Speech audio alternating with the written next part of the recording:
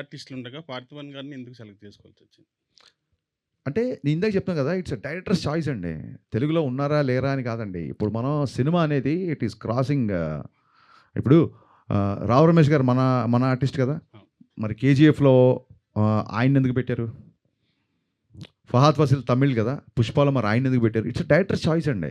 And we are మనందరము Indian cinema మొత్తం ప్రపంచం అంతా తెలుగు సినిమాని చూస్తున్నప్పుడు మనం ఇంకా Telugu, Tamil, Kannada, Malayalam, I think we should break this language barriers and every director has a freedom to work with whom ever he wants. At the same time having said that కొత్తగా ఉండాలి.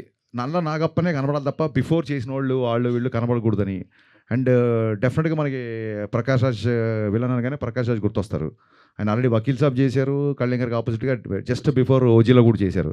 సో ఇక్కడ ఒక చిన్న ఫ్రెష్నెస్ రావాలని. And Parthiban is a legend actor and legendary director. అలాగే KS Ravikumar గారు, కళ్యాణ్ గారు రెస్పెక్ట్ఫుల్గా ఇచ్చే ఒక పర్సన్ ఉండాలంటే కేఎస్ రవికుమార్ గారు director I respect him a lot. ఆయన కమల్ హాసన్ గారితో, రజనీకాంత్ గారితో ఎడాపెడా బ్లాక్ బస్టర్లు తీశారు. I respect him a lot and is my favourite director two.